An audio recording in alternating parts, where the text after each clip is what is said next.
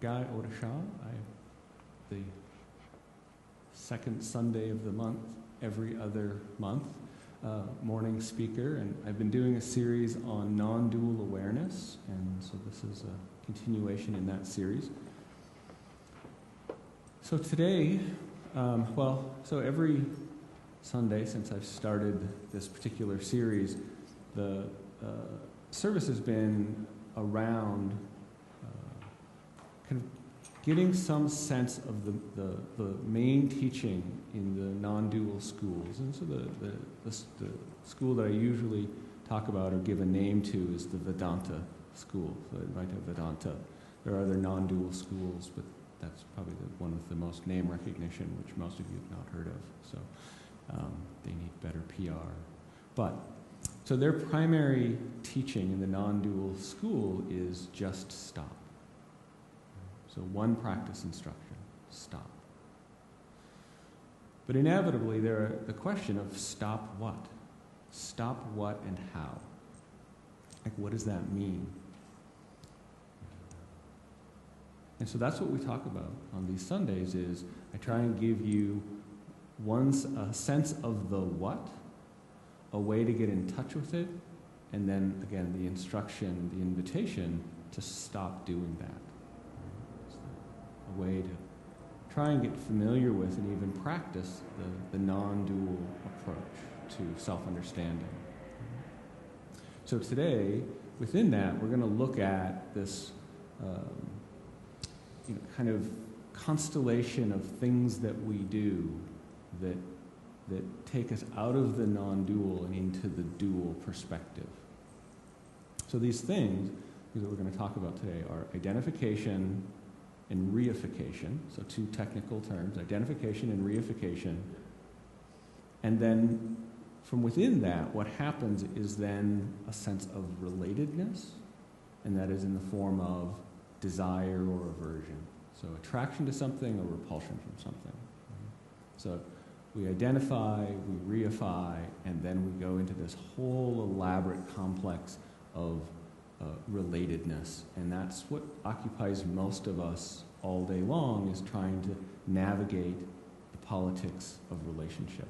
And whether that's with another person, or with your work, or with the meaning of life, or whatever it is, there's some sense of a you and an it and a relationship.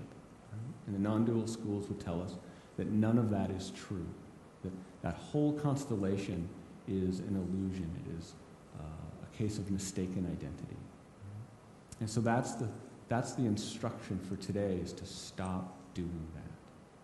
Stop being identified, stop reifying, stop the politics. So all of that coming together. So I'm going to, as pointed out, I have props today, which is a somewhat unusual thing for me. I think it was last time we had the balloons, right? And space. So we talked about the continuity of space, the non-changeability of space as a metaphor for the non-dual perspective. So we're really going to work on the same thing today, only instead of balloons and space, it's going to be glasses and water. But it's really the same thing that I'm pointing to. But in that, we're also going to talk about this process of identification and reification. So maybe I'll just say a little bit about those two things so you have a sense of it in your mind as I go on. I think identification is pretty easy, right? Identification is just that you, in any moment, take yourself to be someone or something. Right? And so the I sense, right? That inside of you, there is perpetually an I sense, whether you are knowing it in a moment. So in other words, it's explicit. Like if I say, well, I feel this way, there's an I reference, and the I is explicit. Or I'm just having some reaction to something, and I'm not really thinking about or naming the I in the midst of it, but it's clearly there's an I there having a reaction to something. and a whole constellation of feelings of I like it or I don't like it. So that's identification, right? And whether that identification is with your body or with your name or with your position in your family or your work or your position in a marriage, like a marriage relationship, or position in the world, inside your own mind, in your own kind of, inner dialogue, there's a you in there. There's always like some I sense. Yeah? So that's identification. Pretty simple. Reification, this can be sometimes a little more challenging. So reifying is something that the mind does when it conceptualizes something. So the mind likes to kind of take something that exists in reality and put parameters around it, kind of like put it in a bubble and say that this is a something. This is a something different than this thing over here that I put another bubble around, right, and separates them. And it's just an aspect of mind. It's something that it does, and it's helpful, right? But we get a little carried away with it, and we forget that it is just a helpful way to relate to reality, and we start to take it as how reality is. So this process of reifying, where we take reality and we break it into bits, and then we think of those bits as actually separate. That's reification. So this is what the mind is always up to. It's identified, and it's going around reifying and taking that to be the case, and then living in relationship with what it itself just did to reality. It takes that to be true about reality and lives in relationship to it, and that's the thing that we want to take a look at, try and get a sense of how are you doing it, and then kind of contemplate what would it be like to stop doing that. So, I'm going to go to my example here. Let's see how this goes. So I was saying earlier, I've only done this once before, kind of in a demonstration, and that was on radio. So you have to imagine how a visual experiment went on radio. It wasn't necessarily the best idea. So what I want to take you through here is some of the ways our mind kind of works, and philosophically there are different schools of thought that we could think about, and so if I say kind of a reductionist or a materialist perspective, some of you might be like, yeah, I've heard of that. And we often think of science as being reductionist and reducing everything down to physics or chemistry, kind of the smallest functional bits, and then they say that that's all that exists, and everything is just, what do they call it, frisky dirt, right? Is the saying. So we can go from the materialist camp, where there's just physical reality and nothing else, and we kind of move through the spectrum up to the non-dual perspective. And so we're just going to take kind of a wander through that, stopping at certain points, and really this is, for you to kind of see, as I'm going, where does your mind start to agree? Like in the first, it might be like, yeah, no, I know people who think that way, and they're just silly. And then at some point, you'll be like, yeah, that's how it is. That's how the world is. And then I'll go beyond that and be like, now you've gone back into fantasy guy. You were 2 steps back, you were right on, but now this is just, religion. And, we all know that's not real. So through the exercise, you just want to kind of see, where does your mind do that? It just tells you something about you. And since all of this is really only about you, that's all that matters, right? Is what you learn about yourself in this, that's what matters. So some of the traditions would tell us, certainly if we say, if we kind of draw on the Christian tradition, this idea of in spirito, right? Being inspired, the inspiriting of the body, right? So the This idea that the Holy Spirit enters the body, the divine enters the body is animated by the Spirit, right? So we have that idea, right, where we have a vessel that is inspired, and there we go, we have a body. And then, depends, you might say, like, if we're a reductionist, we might say there is a mind, but the mind is really just the brain, which is a part of the body. So the mind is just a different way of relating to the body, but it's still just the body. But we'll give it a separate category because it seems like it has a separate category. And then, staying in that same camp, they might have the idea of a soul. They would say, well, there's not really a soul, but because you think you have a mind, your mind thinks that it has a soul.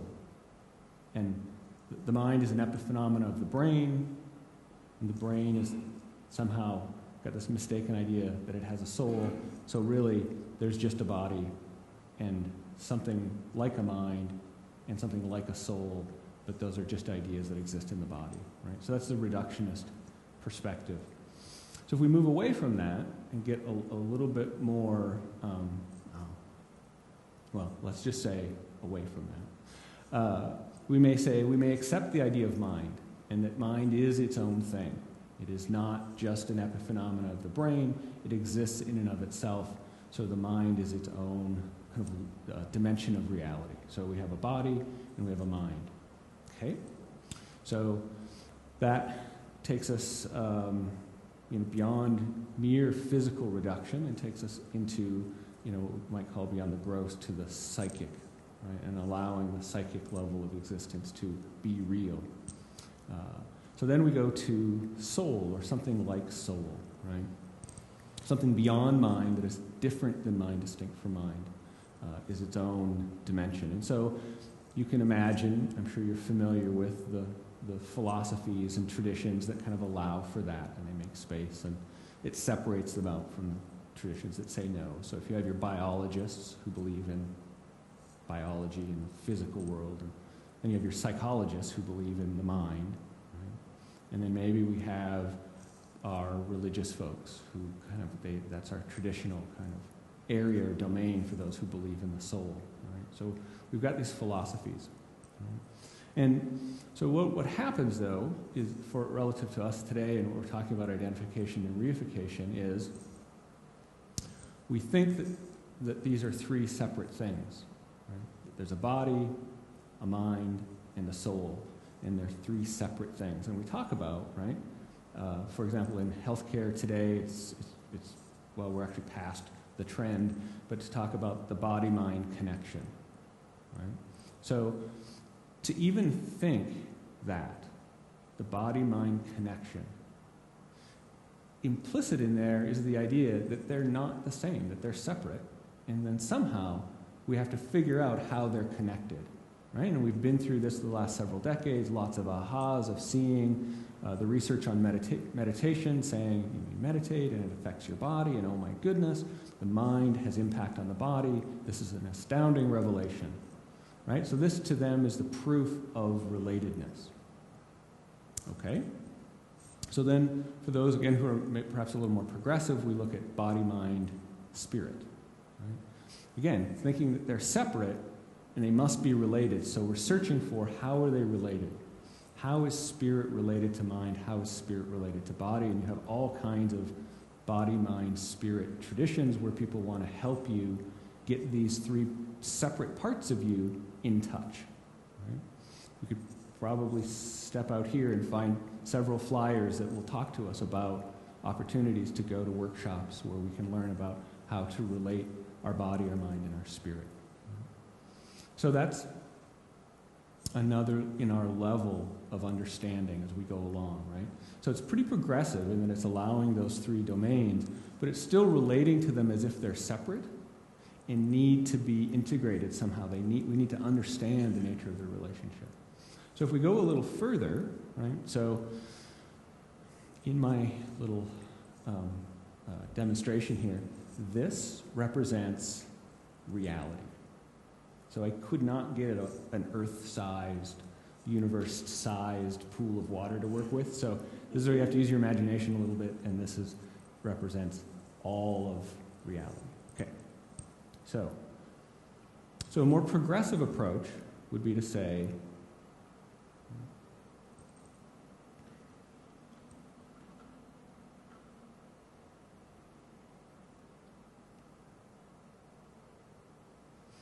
so you may be familiar with this in the Greek philosophy. They would refer to this, the water as the ether, or in the Hindu tradition, yoga tradition, they refer to it as the akasha. Right? So that there's this idea that there is some other substance that is beyond body, mind, and soul. There's some other substance that these inhere in. Right? That they're within this other substance. Sometimes that's called God or not, depends on the tradition that you come from. But again, in a kind of progressive sense, this is usually the next progression, which is to say that there's these three and they exist within this oneness. Right? So there's a oneness that these exist within. So, in some sense, getting better. Right?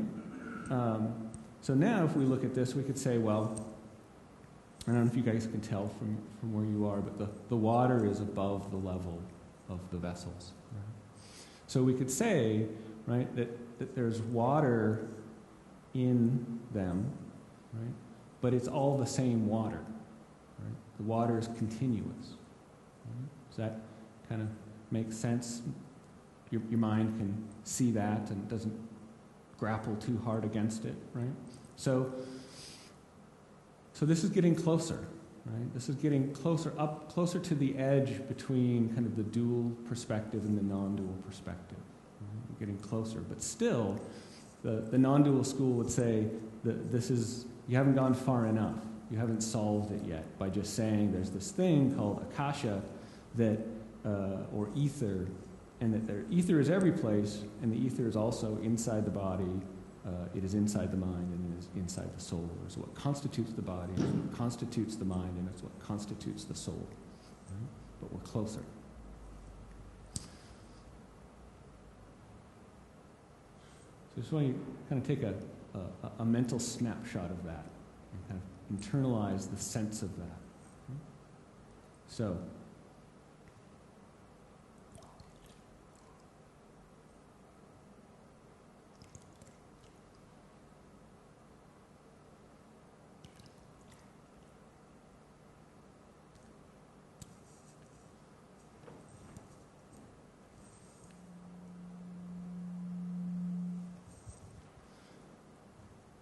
okay.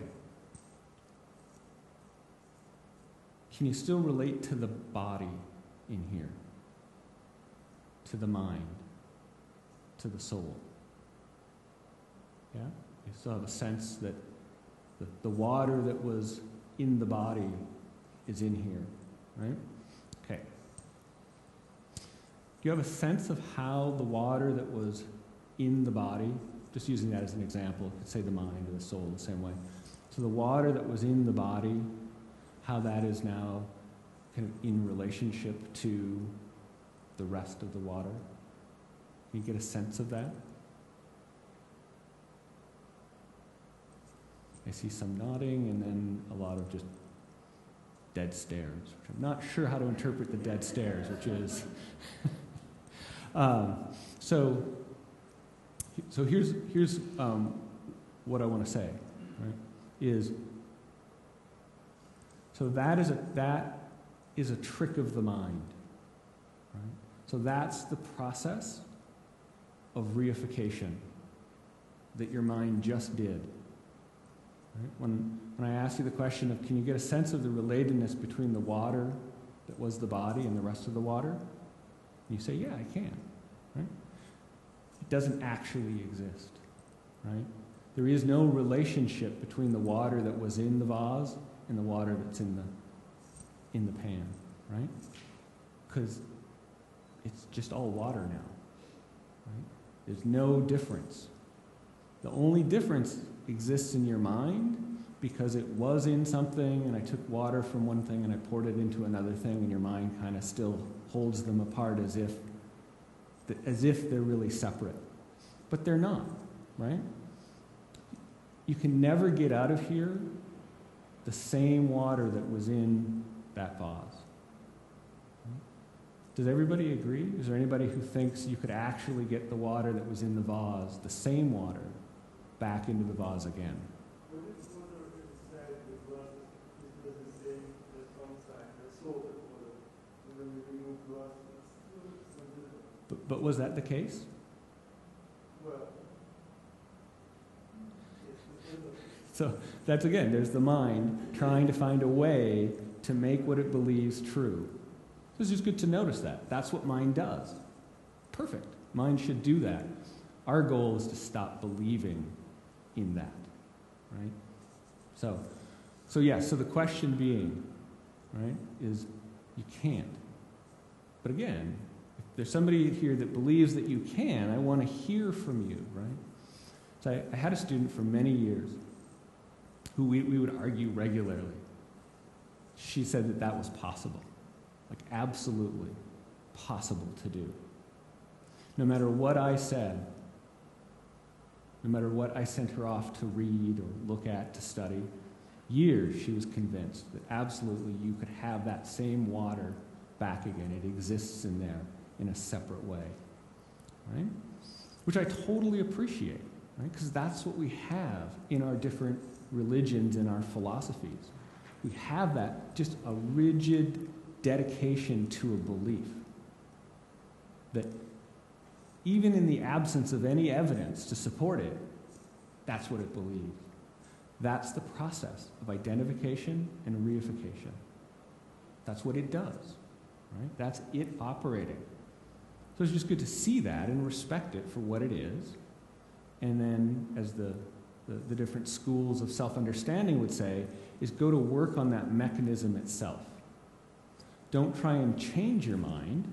Don't try and change somebody else's mind. Right? Transcend the mind. Right? Transcend this capacity, this function, this thing that the mind does that we take to be real. Just see its unreality. Don't try and change the mind with bigger ideas, better ideas, more progressive ideas. Right? It's a fine thing to do, right? That's a hobby, but that should not be a practice. Right?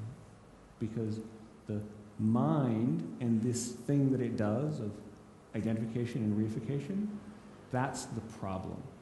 Not the content of that mind, but that's how that mind functions. So we have to transcend the function. Right? So, this is what the non-dual school would say, right? Is the case, that this is reality, that reality is just all one, right? And that our mind projects into it these different structures, right? That there's a body and a mind and a soul, and it projects those into it and then begins breaking up the separateness and building relatedness. Right? So to ask the same question but in a different way, I could say, how is this bit of the water here, how's this bit over here, related to this bit of water over here? I can ask the question, right? And you can hear the question. Your mind is probably like, oh, that's a really good question, guy. And you can probably imagine, like, there's this bit of water over here, and then there's this bit of water over here, but hopefully at this point you realize, like, that's a trick question, right? That there is no relationship because it's not different. It's continuous. It's all one. It's just water, right? Without parts.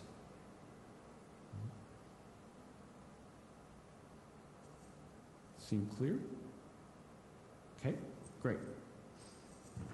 Let's do a couple of questions, some exercises, to try and see how this is for you.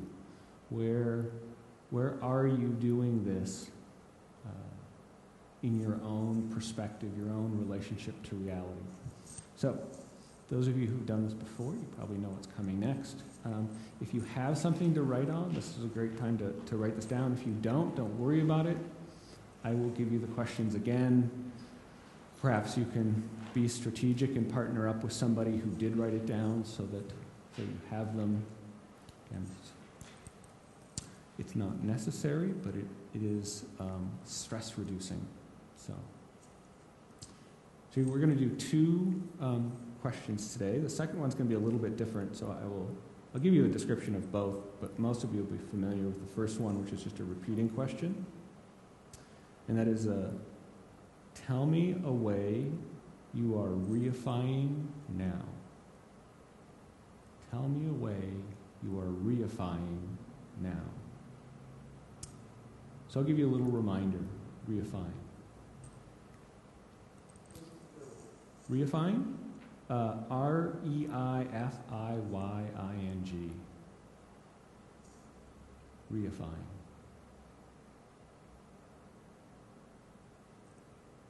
So to reify is to take the mind, one of its things that the mind does is called discrimination. It breaks our experience up into little and smaller bits.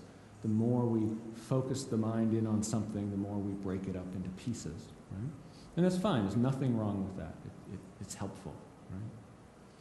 But reification is like a bonus thing that the mind does with that, right? It breaks it into pieces, but then takes those pieces to actually be separate individual pieces, separate from that which it was just discriminated out of. Right? So it encapsulates reality and then thinks that encapsulation is the way that it is. Right? So that's reifying. Right? So you could say that mind is always separating. It's separating things out. There is a wholeness, and mind comes along and starts pulling it into separate pieces. Right? So tell me a way you are reifying now. So you want to try and do in the question is try and catch yourself doing it. Can you, in the moment, see yourself doing it? Can you see this function of your being functioning? So that's the... Yes. So, I'm sorry, when you said reify and we have space, reality, and believes it to be true? To be separate. Yeah. Okay. So that's the first question, repeating question. You're going to do 2 minutes each side, so one person will ask for 2 minutes, then the other person will ask for 2 minutes. And do your best to ask the question, kind of as given, the same each time. And for the person answering, I encourage you to just take this in a form of kind of free association. Let the question land on you, and then an answer comes. Without trying to be strategic or without trying to get it right or anything of that nature, to sense your body, be in touch with your emotional self, your mental self, your energetic self, however many layers of self you feel you can be in touch with, so that your answer can come from any dimension of your being. It doesn't have to come from your analytic verbal mind. That might be the one who puts it into words to give an answer, but the answer doesn't have to come from there. The answer could come from any place. So it's a willingness to be surprised by what comes up. So that's the repeating question. One person asks the same question for 2 minutes. The other person answers it. And we'll reverse roles. I'll watch the time. So that's the first question. Second question. This is the one that's a little bit different. So I'll give you the question first and then just kind of describe how the exercise goes. Your ideas of separateness and relatedness are as real as the footprints of a bird in the sky.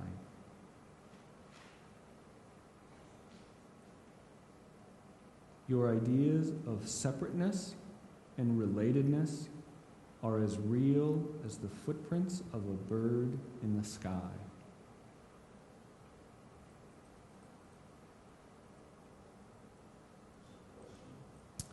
Yes. What's that? I'm going to give you the exercise that goes with the question. So first the question, let your mind kind of be rattled by that. So I figure if I give you the instructions and then the question, you'll forget the instructions. Right?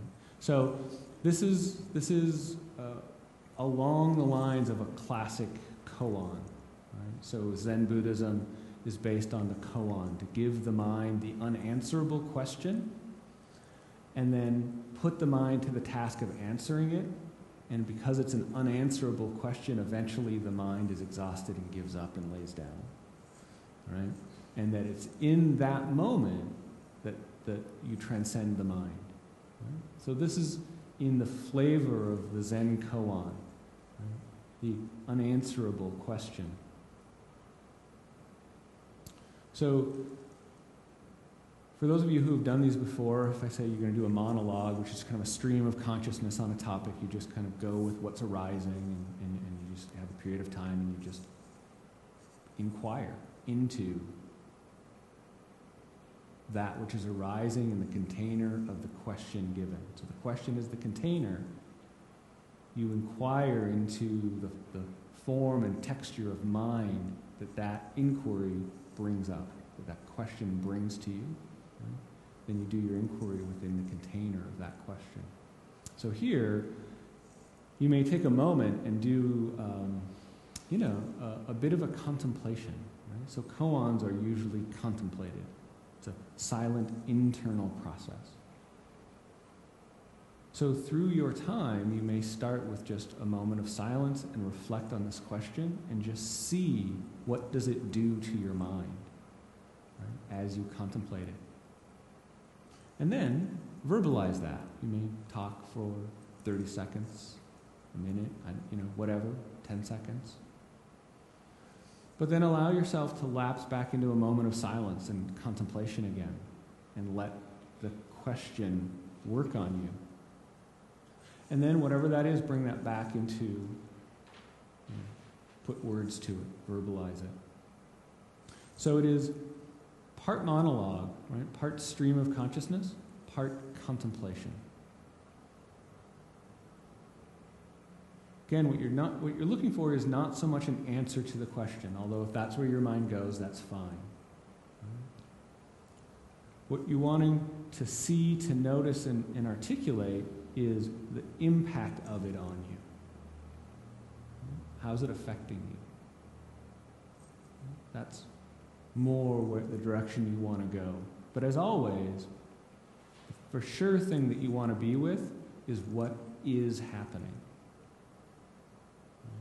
So if you're feeling anxious and the sense of it arising is that I'm a wingnut, I don't know what I'm talking about, I don't know why I came here today, I'm not coming back again. As a matter of fact, I think I might try and slip out right now while nobody's noticing. If that's what's coming up, then that's your answer, right? Because you're being present to what's arising in you in the moment. That's the real magic. That's the alchemy of this kind of exercise, is being present to yourself as you're arising. The questions are just an opportunity to do that. Okay? So, we're going to do a repeating question, 2 minutes aside. Then we'll do the contemplation, and you'll have, we'll do 3 minutes. Right? Again, I'll monitor time, so I'll start you, I'll stop you, so you don't have to worry about that. Ready?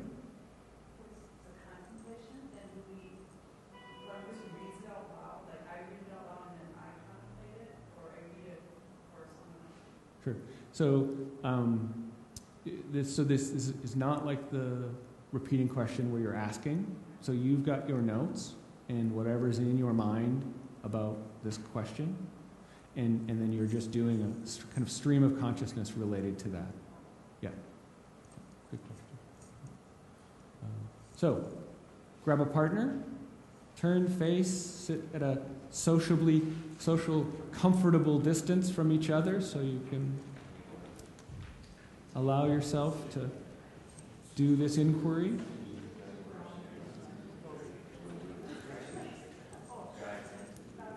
Certainly. Yes. Thank you.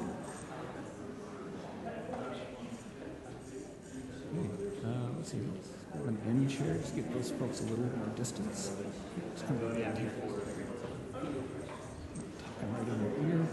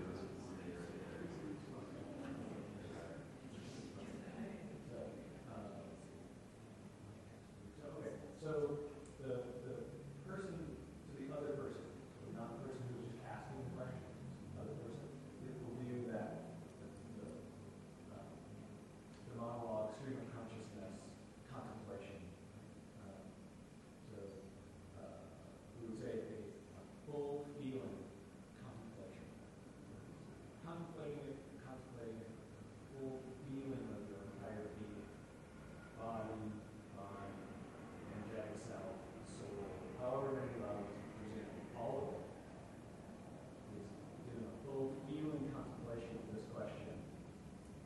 Your ideas of separateness and relatedness are as real as the footprints of a bird in the sky. So you contemplate that, and then when words come in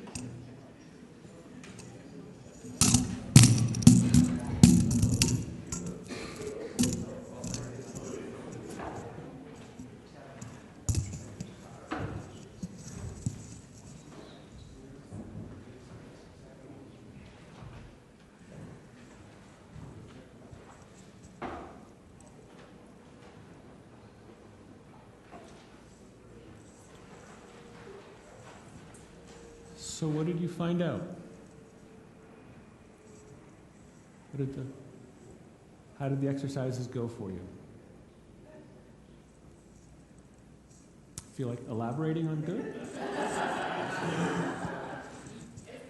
to take your ideas about from the word and understanding it. That makes a lot of sense. I really like the last part, almost. It kind of opens your mind to pretty much what you think is what the reality is. So if you think that if you truly believe that everything covers in the sky, it only does.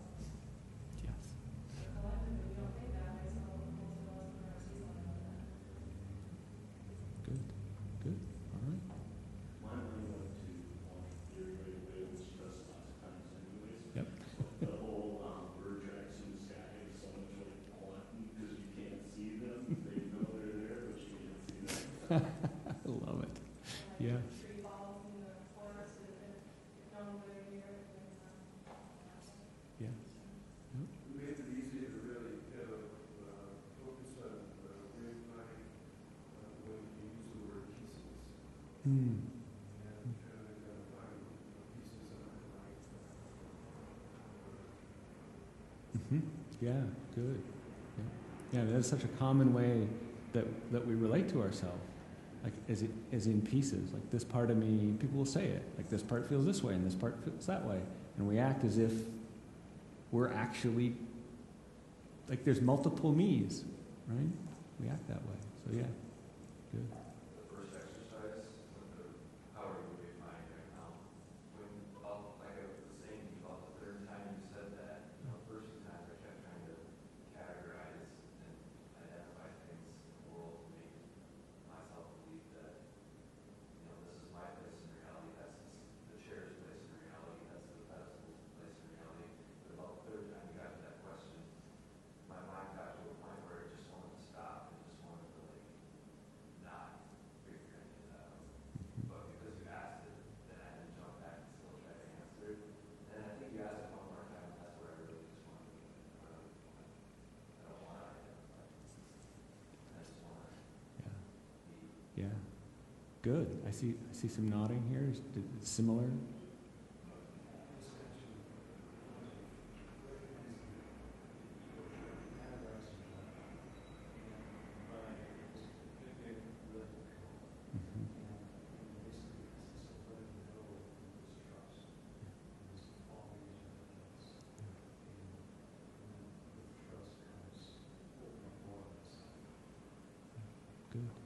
Good. So it's good to that question was able to open up at least a couple of folks, maybe some more. I had a similar experience as what you described, and so I will say. So one of the things to notice in there, right, is the feeling that if you continue to use your mind, if you continue to articulate, that would affect the wholeness. So that in and of itself is the mind doing its thing. Right? So it's good that you got to that place and you felt that friction between some felt sense of the wholeness and the oneness and the just isness, and how that feels like it's in conflict with our ability to function. This is the right. Exactly. So that is the epitome of the ego and the place the ego draws the line in spiritual work.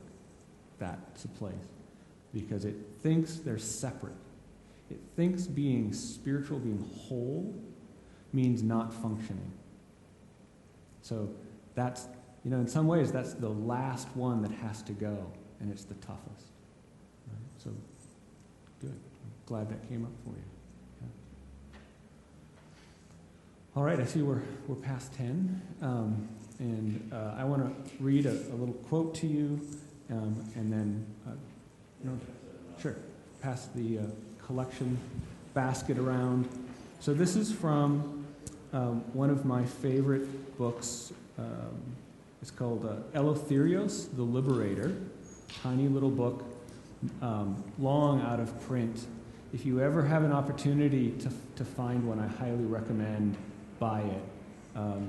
It is written by an American, by a Western adept, and so it is the non-dual truth communicated in a very succinct, direct way, but from a Western mind, and so our minds take it in a little more easily because the language that used is native to our mind versus when we read a translation of a Buddhist or a Hindu or a Sikh or you name it. If we're reading the translation, something gets lost. But what I love about this is its precision. I'm going to read one of my favorite quotes from this book.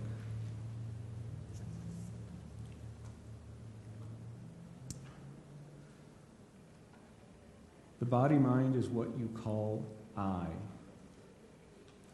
Consciousness, as the body-mind, is Narcissus, the separate and separative ego, identical to experience.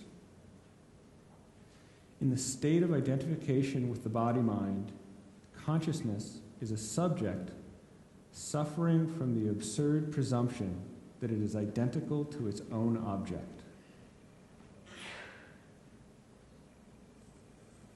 So there's a summary in prose form of exactly what we talked about today. In the state of identification with the body-mind, consciousness is a subject suffering from the absurd presumption that it is identical to its own object. There's another koan for you. So thank you for coming this morning. I'm here every other month on the second Sunday of the month. So if you could follow that, it would be delightful to see you again next time. And please stick around for the 10:30 service. Thank you. What's that? This? This one it goes under the name Da Frijan, but he has had many, many names. But that's what, if you Google this, that's